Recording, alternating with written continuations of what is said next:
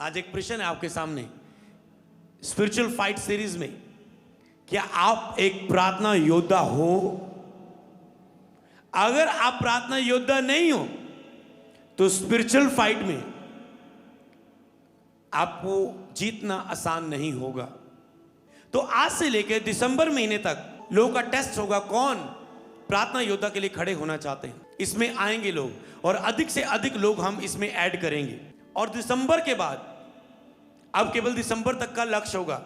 जो इसमें पास निकले, खड़े रहे, इसमें जुड़े रहे, उसके बाद जनवरी तक और लोग ऐड किए जाएंगे और जनवरी से लेके पूरा 2024 प्रार्थना योद्धा के लिए उनमें से लोग समर्पित करेंगे, जो पूरा साल एक मध्यस्थता की प्रार्थना के लिए अपने जीवन को समर्पित करेंगे। वो लोग प्रभु के बहुत क्लोज होंगे। आने वाले दिनों में उनकी जिंदगियां सेम नहीं होंगी। फिर हालेलुया, ये आत्मा में आया चीज। वो लोग प्रभु के बहुत क्लोज है, जो खुदा के सामने विनती लेके जाता है। सोचे एक बंदा वो कितना क्लोज होगा, जो हमेशा बात कर रहे एक व्यक्ति के लिए, और जब प्रभु उस व्यक्ति के लाइफ में काम कर रहा होगा, सोचो इसने कि इसके द्वारा वो जल, जीवन की जल की नदियां बही है। सोचो जिसके अंदर से जीवन की जल की नदियां बहेंगी, जिसकी प्रार्थना मांगने से, क्या वो खुद, जिस नल से पानी बहेगा, क्या वो नल खुद गीला ना होगा? आप पवित्र आत्मा से परिपूर्ण व्यक्ति कहलाएंगे। 24 घंटे, सालों साल पवित्र आत्मा से पूर्ण व्यक्ति कहलाएंगे अगर आप सालों साल इस प्रार्थना योद्धा में खड़े रहें।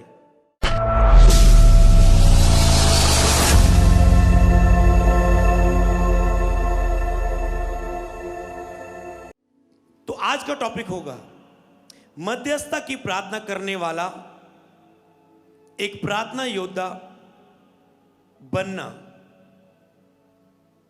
आत्मिक युद्ध के लिए। आत्मिक युद्ध में लिख सकते हैं। हम स्पिरिचुअल फाइट सीरीज सुन रहे हैं, तो आत्मिक युद्ध में मध्यस्थता की प्रार्थना करने वाला एक प्रार्थना योद्धा बनना, ऐसा लिख सकते हैं आप कि आत्मिक युद्ध में मध्यस्थता की प्रार्थना करने वाला प्रार्थना योद्धा बनना। तो आप एक स्पिरिचुअल आत्मिक युद्ध में, तो अगर मैं आपसे पूछूं, प्रार्थना योद्धा वो है जो मध्यस्थता की प्रार्थना, जो मैं सब कुछ बता चुका हूं जिसके अंदर ये है। प्रार्थना योद्धा वो है जो दिन में रोज 2-3 घंटे प्रार्थना करता है, जो एक समय ठहरा के प्रार्थना करता है, जिसका प्रार्थना का समय चेंज ना हो, जो प्रार्थना में फाइट करता है। तो क्या आप, जो कभी कभार नहीं, जिसका प्रार्थना कभी टूटी नहीं सालों में, वो प्रार्थना योद्धा है। तो आपको केवल प्रार्थना योद्धा नहीं, केवल अपने लिए प्रार्थना योद्धा नहीं बनना, आपको मध्यस्थता की प्रार्थना करने वाला आत्मिक योद्धा बनना है। उस आत्मिक युद्ध में एक तो होता है प्रार्थना योद्धा अपने आप में बनना, अपनी आत्मिक लड़ाइयों को लड़ना, ये एक लेवल है। एक होता है मध्यस्थता की प्रार्थना के द्वारा दूसरों के लिए आत्मिक लड़ाइयों को लड़ना, देशों के लिए, कलीसियाओं के लिए, विश्वासियों के लिए आत्मिक युद्ध को लड़ना प्रार्थना के द्वारा, ये मध्यस्थता की प्रार्थना है। तो आत्मिक युद्ध में मध्यस्थता की प्रार्थना करने वाला आत्मिक योद्धा बनना, ये आज का टॉपिक है। तो पढ़ेंगे अब यीशु मसीह की मध्यस्थता की प्रार्थना, लूका 19:10। क्योंकि मनुष्य का पुत्र खोए हुए को ढूंढने और उनका उद्धार करने आया है। खोए हुए को ढूंढने मतलब उनके लिए प्रार्थना करने के लिए। क्या यीशु ने नहीं कहा था कि अगर किसी की एक भेड़ गुम जाए तो वे क्या उसको ढूंढेगा नहीं? कहता पिता से प्रार्थना करो, फसल पक चुकी, मजदूर थोड़े। पिता से प्रार्थना करो, मध्यस्थता करो कि परमेश्वर मजदूरों को भेज दे। तो मध्यस्थता करने वाला कैसा प्रचारक होता है? जो वहां पर मजदूरों को मांगता है, विरोध के इलाकों में मजदूरों को मांगता है। यहां पर सुसमाचार का विरोध होता है, वहां के लिए प्रार्थना करता है। कई ऐसे शहर है जिनके लिए मैंने प्रार्थना की, उनमें जाके कि परमेश्वर यहां पर तेरे सुसमाचार सुनाने वाले खड़े हों, मध्यस्थता में प्रार्थना योद्धा खड़े हों यहां पर करने वाले, तो जो आने वाले समय यहां पर विदारी आए, यहां पर अनॉइंटेड सेवक खड़े हो, यहां पर बड़ी प्रार्थना सभा हो। एक समय मैंने हिमाचल में प्रार्थना की थी, यहां पर खुदावन एक सामर से बड़ी बड़ी प्रार्थना सभा हो। मैंने कहा प्रभु जहां से लोगों को खड़ा कर। हर शहर में जाता हूं, मेरी प्रेयर होती कि प्रभु पुणे में गया तो परमेश्वर वहां पर लोगों को खड़ा करना, यहां के सेवकों को खड़ा करना। मध्यस्थता करता हूं परमेश्वर, क्योंकि बचाने वाले, क्योंकि जब मैं बाहर जाता हूं, जब मैं प्लेन में बैठता हूं और छोटी इतनी इतनी बड़ी बिल्डिंग्स, नीचे छोटे छोटे घर देखता हूं और हजारों लाखों में लोगों को नीचे देखता हूं प्लेन से, तो मैंने कहा प्रभु कितने लोग इनमें बचे होंगे नीचे। तो ऊपर से फिर मैं टच करता हूं, प्रभु यहां पर बड़े बड़े अभिषेक तेरे खड़े हो जाए परमेश्वर, क्योंकि बचाने वाले बहुत हैं, बचाने वाले बहुत हैं। एक पास्टर को अपनी कलीसिया की पड़ी होती, मेरे बंदे इधर चले गए, मेरे बंदे इधर चले गए। अरे तेरे नगर में कितने लोग बचाने वाले हैं, करो उनके लिए प्रार्थना, वो बचाए जाएंगे तेरे द्वारा। हालेलुया। तो इसीलिए आपको प्रेयर करनी सबसे पहले उनको बचाने के लिए, प्रार्थना। तो जितनी सेवकाइयां सुन रही हैं, तो आपके चर्च में मध्यस्थता की प्रार्थना करने वाले लोगों को आपको चुनना है और गिनती बढ़ाना है। मैं आपको श्योर देता हूं, जिस चर्च में मध्यस्थता की प्रार्थना करने वाले प्रार्थना योद्धाओं की गिनती ज्यादा हुई, वो चर्च ज्यादा ग्रोथ करेगी, वो स्पिरिचुअल सन ज्यादा ग्रोथ करेगा। आप देखेंगे इसे। तो आज के इस मैसेज से आप ब्लेस्ड होंगे जब आप इसे फॉलो करेंगे, क्योंकि परमेश्वर फिर काम करता है उस एरिया में, क्योंकि जब निरंतर प्रार्थना होती उस जगहों में। तो यीशु ने कहा फसल पक्षी मजदूर थोड़े, पिता से विनती करो, मतलब मध्यस्थता की प्रार्थना करो कि मजदूर मिले। अपने लिए नहीं, मजदूरों के लिए प्रार्थना। लूका 19:41, इसने कहा खोए हुए को ढूंढने के लिए, उनका उद्धार करने के लिए यीशु मसीह आया। और 19:41 को पढ़े तो यहां पर लिखा है, जब वह निकट आया तो नगर को देखकर उस पर रोया। खोए उनको ढूंढने और उद्धार करने के लिए आया। जब 19:8 में यरूशलेम के लिए यीशु ने विलाप किया, कहते जब वह निकट आया तो नगर को देखकर उस पर रोया। तो मध्यस्थता की प्रार्थना, विश्वाई की, विचोलगिरी की प्रार्थना कह सकते हैं पंजाबी में। अगर आपको मध्यस्थता नहीं समझ आ रहा है तो विचोलगिरी की प्रार्थना कह सकते हैं। विचोला बनना, कई मैरिज कराने के लिए होते ना विचोले, लोग कहते हैं ये मेरा विचोला है। तो इसने मेरी मैरिज करवाई। तो इसी रीति से जो लोगों के लिए विचोलगिरी करता है, परमेश्वर और लोगों के बीच में विचोला बनता है, विचोलगिरी करने वाला। कैसे? तरस के साथ यीशु मसीह रोया, तरस के साथ वो रोया।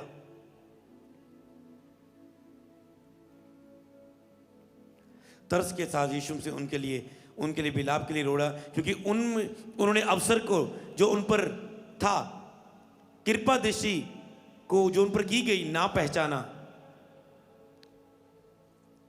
ओके, लूका 22:32। तो यीशु ने अपने शिष्यों के लिए, चेलों के लिए व्यक्तिगत प्रार्थना की। लूका 22:32, परंतु मैंने तेरे लिए विनती की। मैं 31 पे पढ़ दूंगा, आप ज्यादा समझेंगे। शमौन, हे शमौन, देख शैतान ने तुम लोगों को मांग लिया है कि गेहूं के समान तुम्हें फटके, जैसे गेहूं को फटका जाता है, निकाला जाता है, परंतु मैंने तेरे लिए विनती की है, विचोलगिरी की प्रार्थना की है, मध्यस्थता की प्रार्थना की है, परंतु मैंने तेरे लिए विनती की कि तेरा विश्वास जाता ना रहे। व्यक्तिगत एक व्यक्ति के लिए प्रार्थना की, शमौन के लिए, कि तेरा विश्वास जाता ना रहे। और जब तू फिरे तो अपने भाइयों को स्थिर करना। और उसने कहा, हे प्रभु, मैं तेरे साथ बंदी के लिए जाने मरने के लिए तैयार हूं।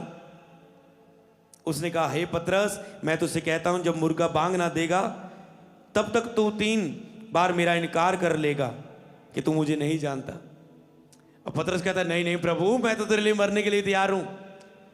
यीशु को पता है मुझे इसको प्रेयर देनी पड़ेगी, क्योंकि ये प्रेयर नहीं करने वाला।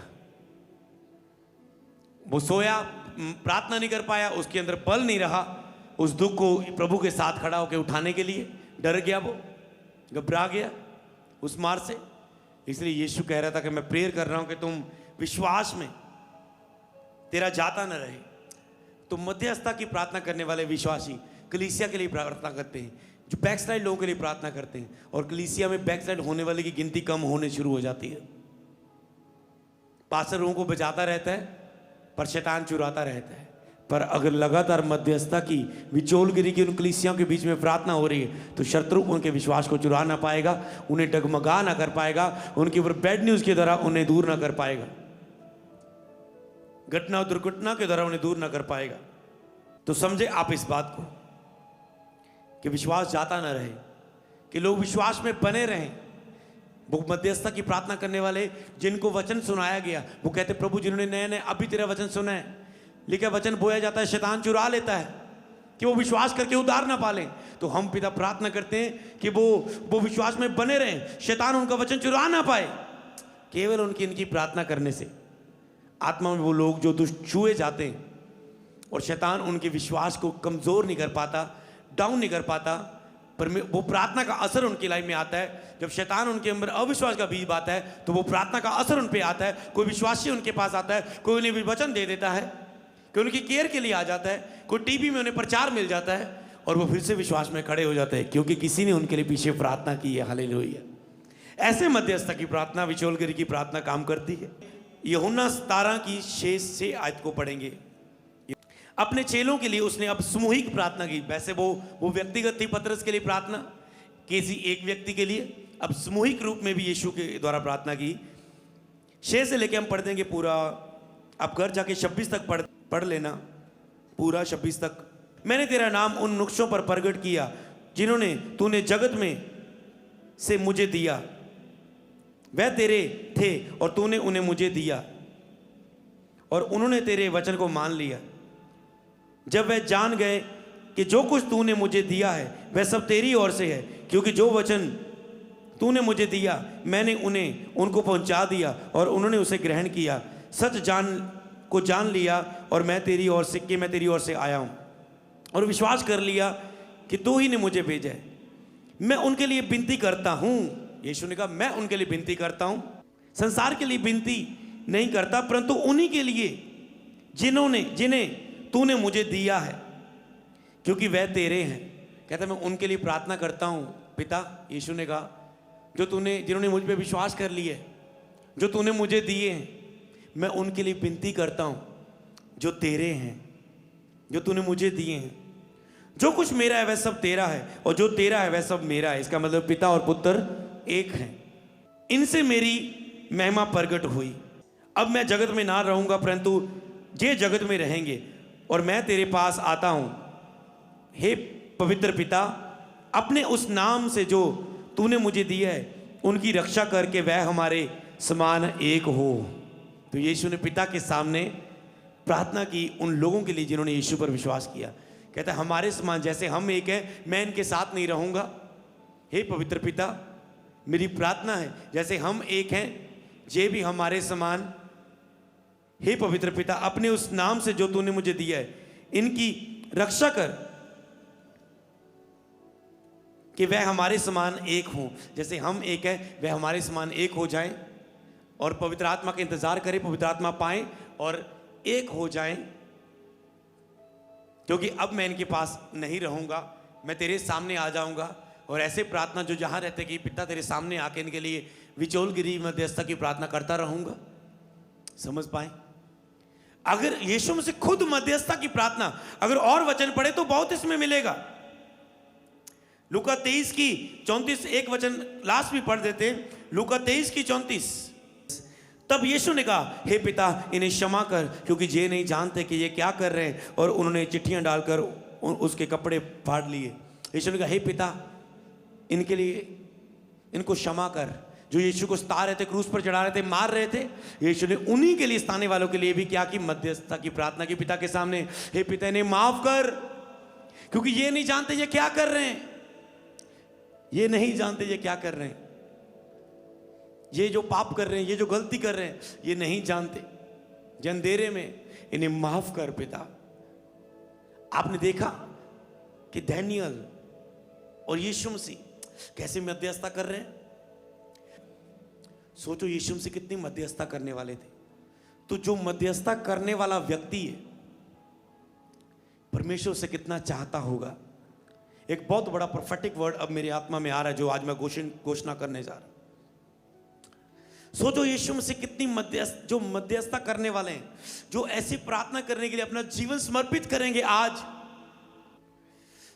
करेंगे आज, कितना प्रभु के वो फेवरेट होंगे। मैं परमेश्वर के हृदय को समझ रहा हूं, वो मेरे कितना फेवरेट होंगे जो इस चर्च के लिए मध्यस्थता की प्रार्थना करने के लिए आज समर्पित करेंगे। चाहे वो ऑनलाइन देख रहे हैं और संडे आएंगे, या ऑनलाइन पूरे भारत विश्व फॉरेन से, आप सबके लिए बोलो, आप जुड़ सकते हैं इसमें।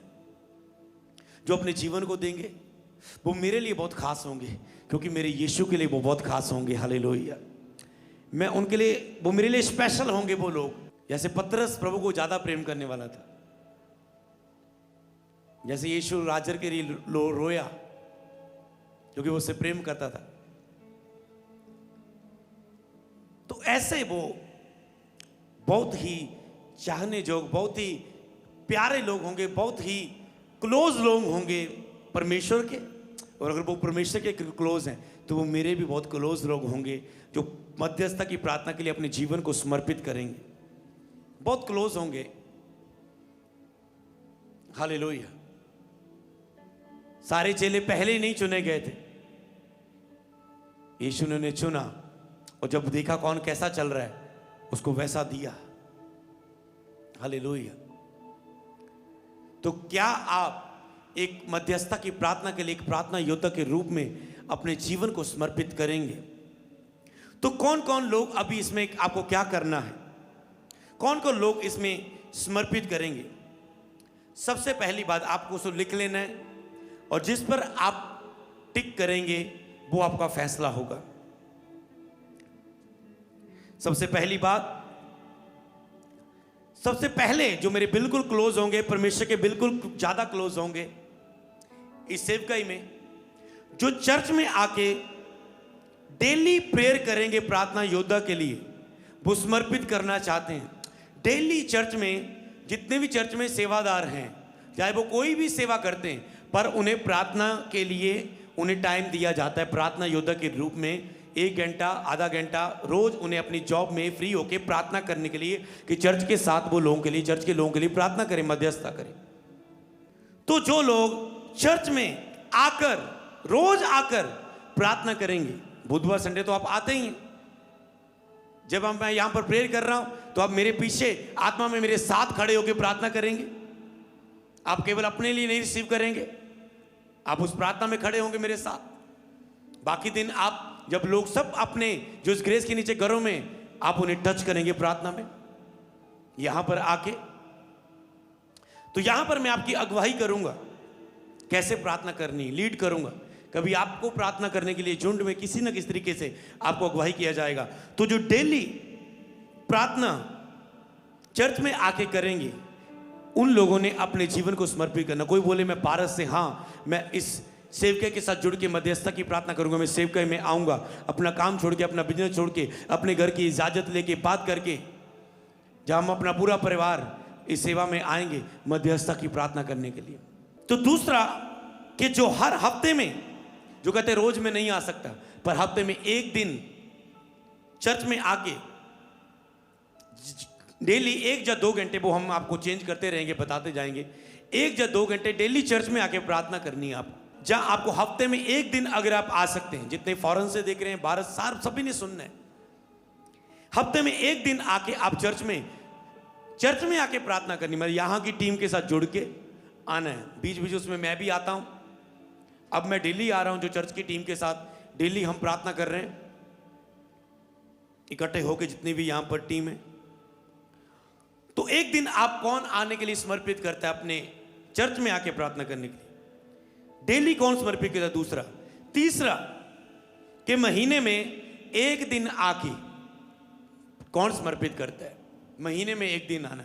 कई लोग होंगे भारत में होंगे, पर वो आना चाहेंगे प्रार्थना योद्धा की उस प्रार्थना में, तो महीने में 1 दिन, कि कितने भी प्रार्थना योद्धा हैं वो सभी उस महीने की 1 दिन में आएंगे।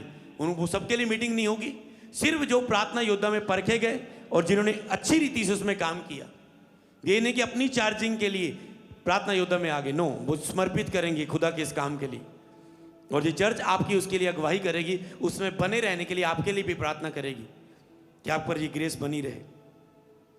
तो एक जो महीने में एक दिन आएंगे केवल चर्च में 2 घंटे, या जो पूरे दिन की अगर मीटिंग होगी तो पूरा दिन मैं आपके साथ प्रार्थना योद्धा में आपकी अगुवाई करूंगा।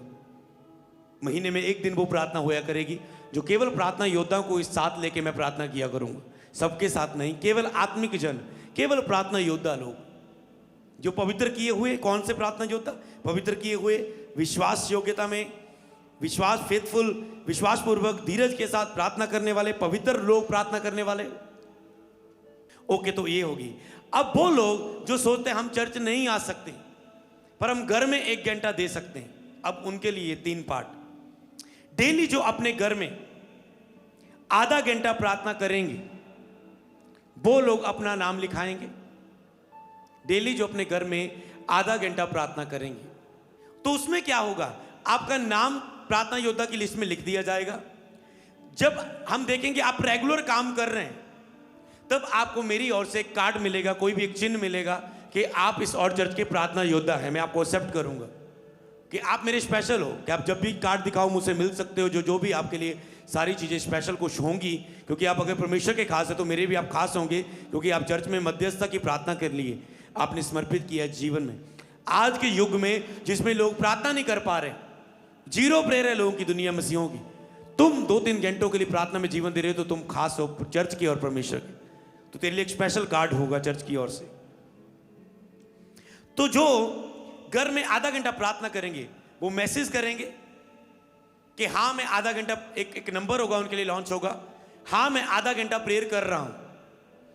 वो मैसेज डालेंगे रोज कि हाँ मैं अपनी आधा घंटा प्रेयर में बैठने जा रहा हूं। उसका टाइम, एक फिक्स टाइम आप लेंगे कि मैं रात को 8 बजे बैठूंगा, आप एक फिक्स टाइम लेंगे और आप उसमें बैठेंगे।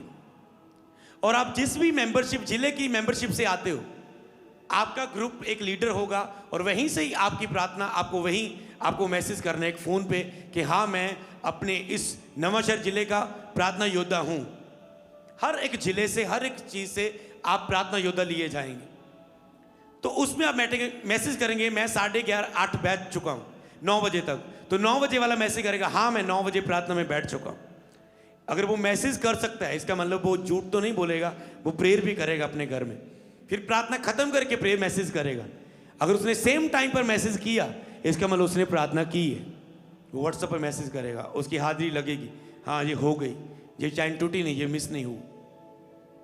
तो आधा घंटा वाले जो घर में केवल प्रार्थना कर सकते हैं, जो 1 घंटा घर में रोज प्रार्थना कर सकते हैं, तो इसमें चाहे आप भारत से चाहे आप फॉरेन से, तो वो लोग अब मेरे क्लोज होंगे, प्रार्थना योद्धा में मेरे साथ होंगे।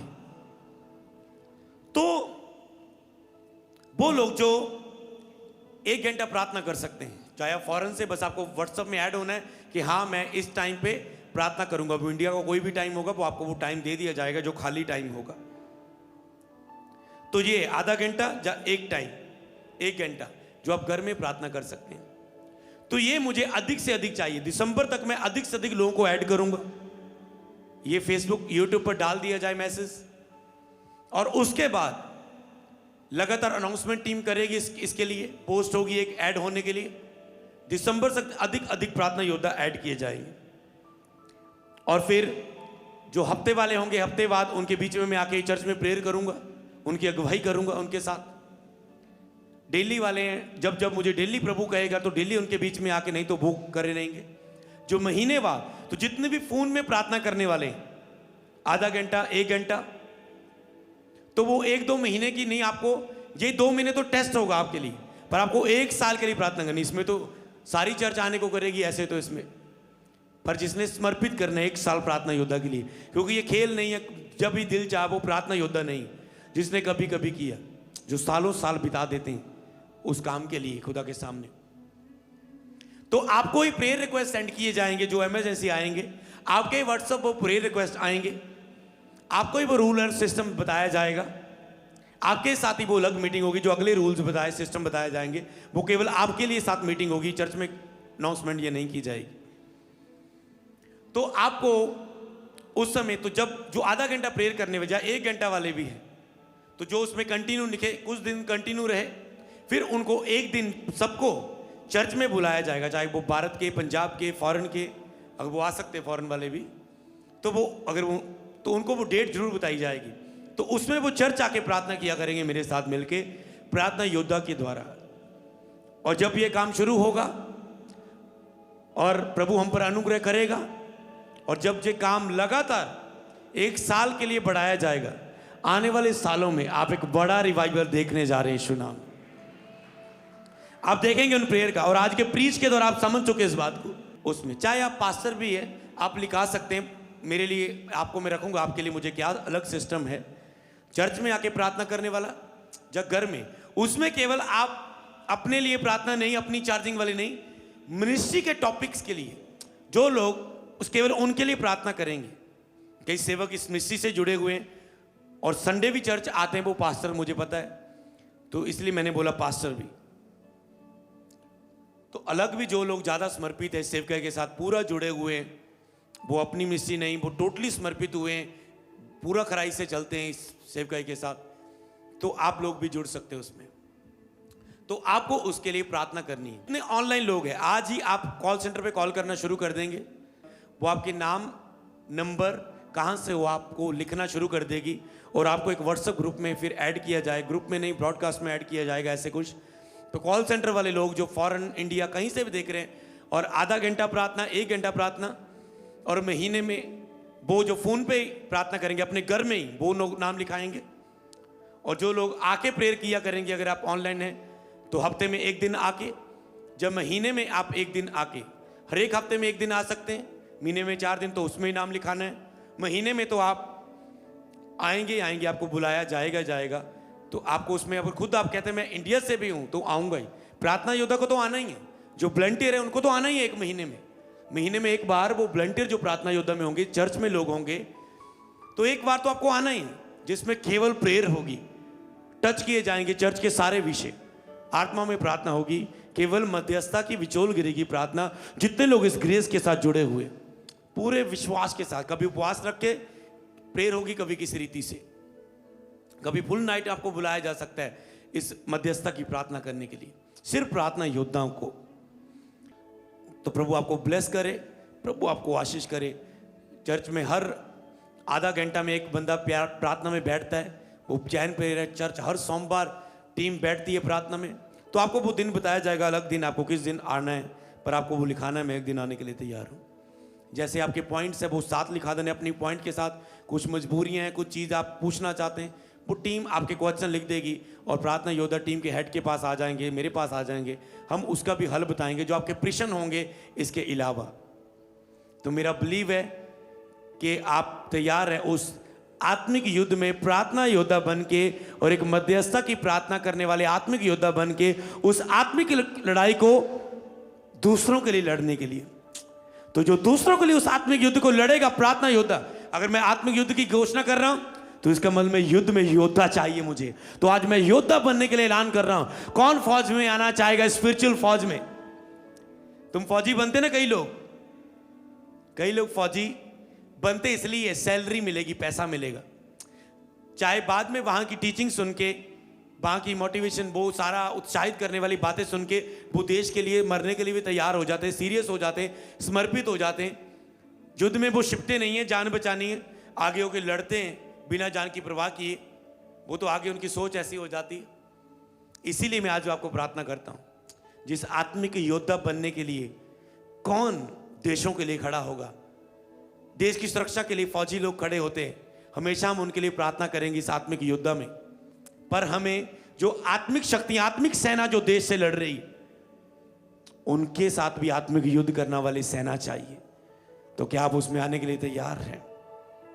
खुदावन आपको आज पुकार रहा है, आपको बुला रहा है इस सेवा के कार्य के लिए।